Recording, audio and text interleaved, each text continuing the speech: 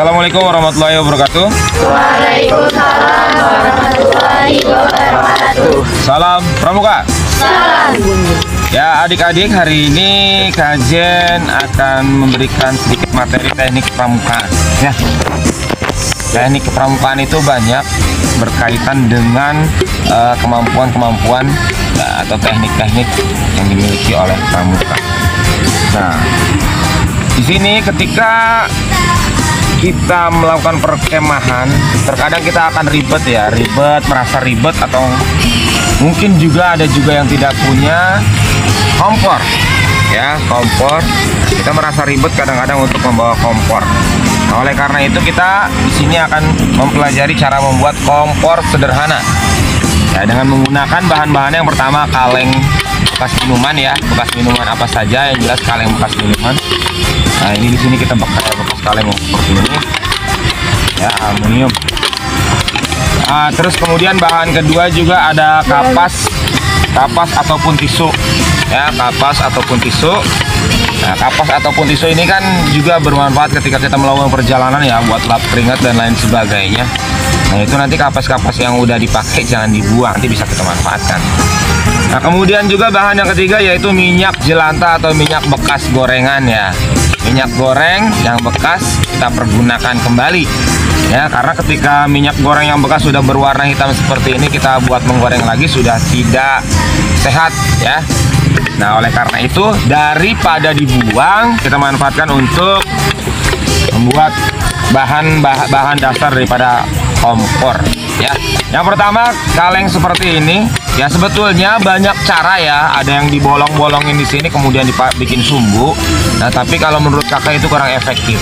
Karena apa? Kadang minyaknya itu menyerap ke atas, kadang juga ada yang enggak. Ketika minyak tidak menyerap ke atas ya, itu maka nanti kompor tidak akan hidup dengan baik. Baru hidup sedikit, nanti mati lagi, kita harus memperbaiki lagi, belum lagi nanti panas ya. Jadi di sini kita ambil cepat saja. Ketika kita membawa kaleng seperti ini, kita potong saja. Tapi hati-hati ya, karena ini nanti setelah dipotong akan tajam, bisa terkena tangan, bisa luka.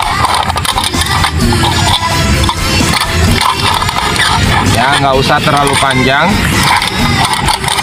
Nah, kita ambil segini saja ya. Kita ambil segini.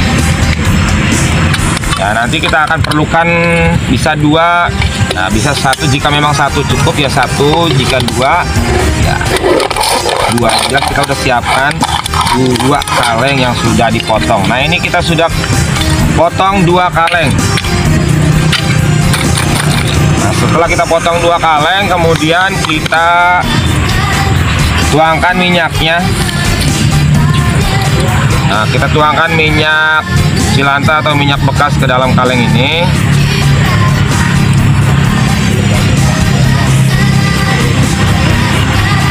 Nah, seperti ini. Ini terlalu penuh. Nah, nanti saat melakukan perkemahan atau penjelajahan, ini minyaknya tidak perlu dibawa-bawa seperti ini ya, di plastik atau di botol-botol bekas minuman mineral ya, sehingga tidak ribet seperti ini. Nah, ini hanya contoh. Kemudian kita masukkan kapas ataupun tisu ya. Di sini kita pakai dua ya, boleh kapas saja, boleh kapas dan tisu. Nah, di sini kita pakai dua, kapas kita masukkan ya, ini kapas kita masukkan, kapas.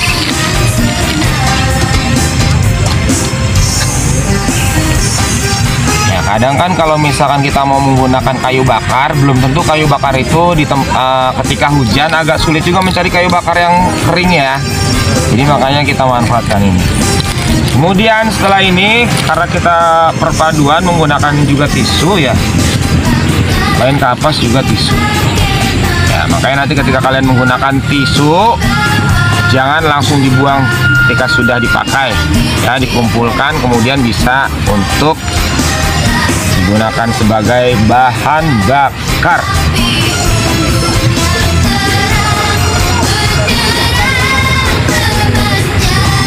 Ya, ini juga biar agak awet kita kasih minyak juga, karena kalau kita nggak kasih minyak ini akan cepat terbakar, cepat habis.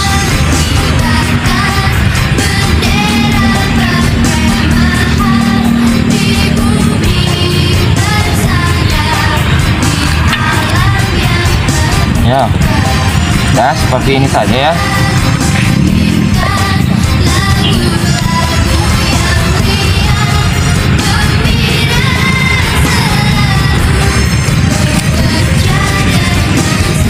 Kemudian kita bakar.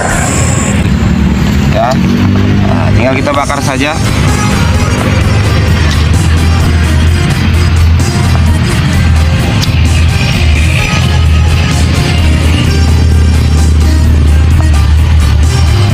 Nah, ini begini saja kita, ini awet ya. Jika sudah terbakar ini bisa sampai 3 atau 4 jam. 3-4 jam tidak mati. Ya, 3-4 jam tidak akan mati. Ya, karena sudah dikasih minyak. Ya, minyak goreng yang bekas ya. Ketika minyak goreng yang bagus gimana, Kak? Minyak goreng yang bagus ya nggak apa-apa. Ya, kalau memang minyaknya ada. Ya, ketika memang nggak ada, sebaiknya kita manfaatkan minyak goreng yang bekas. Ya. Daripada minyak tersebut dibuang. Nah, setelah kayak gini, ini bisa sekali lagi kakak sampaikan bisa awet 3-4 jam. Dan bahkan ketika memang sudah agak mau mati, tinggal kita tambahkan saja minyaknya. Ya. Nah, seperti yang tadi kakak sampaikan ketika kita bikin kompor yang tadi, ya sama seperti ini juga. Cuma ini dipotong, kemudian di sini kita bolongin, kita buat sumbu-sumbu. Ya, agak panjang tisunya, nanti di sini minyaknya. Kemudian kita tutup. Ya, sumbunya di sini kita bakar. Nah, tapi itu tidak efektif seperti yang kakak sampaikan bahwa minyaknya tidak naik ketika ini sudah terbakar. Kakak akan habis, akan sulit lagi. Sudah panas, ya untuk merapikannya susah. Nah, sekarang langsung saja kita coba ya menggunakan 2 seperti ini. Ya, coba yang bawa telur dibawa ke sini, telurnya 1 aja. Ya, sebagai percobaan. Ya, ini kita coba. Tuangkan minyak goreng.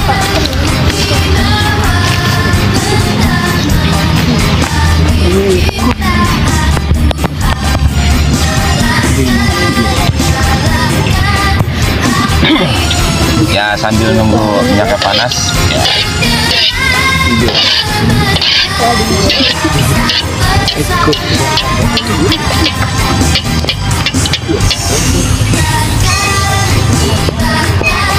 Nah, ini nanti bukan hanya untuk menggoreng saja, ya juga bisa memasak nasi dan lain sebagainya. Terasa asin-asinnya, ya karena ini kan untuk lauk.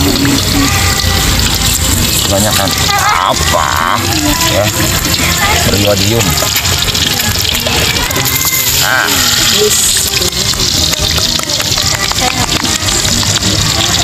Tidak sesempurna itu. Ya, lumayan ya apinya. Ya. Ya, kamera boleh disenter ke sini apinya ya, besar ya.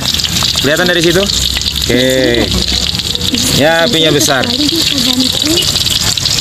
Yang penting tinggal sesuaikan ketika memang apinya kurang tinggi, tapi apinya besar ya. Tinggal ini batunya atau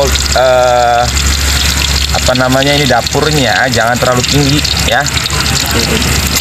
Tapi tetap harus diberikan ruang buat panasnya itu enggak di dalam semua sehingga tidak mati apinya, karena api pun perlu udara ya. Ketika nggak ada udara api pun akan mati. Ya, jadi seperti itu. Sekarang sudah paham? Siap, paham. Nah, nanti bisa masak apa aja di sini ya, nasi dan lain-lain sebagainya, sayur ya bisa dimasak di sini. Jadi seperti tadi kita membuat kompornya.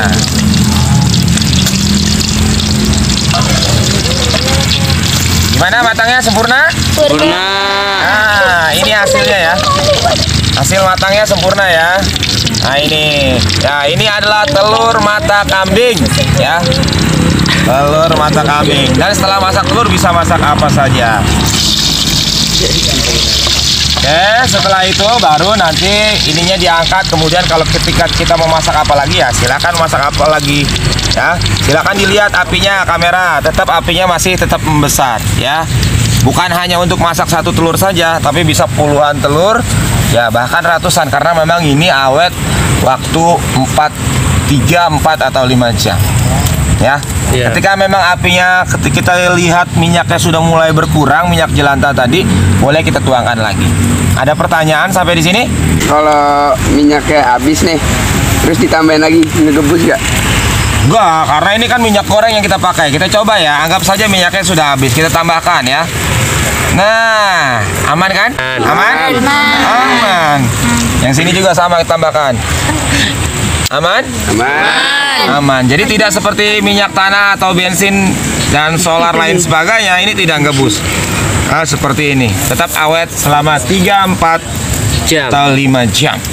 Ya, bahkan seharian full ketika minyaknya kalian tambahkan terus akan awet. Ini itu kakak praktekkan dari zaman dulu waktu kakak masih pramuka penggalang seperti kalian.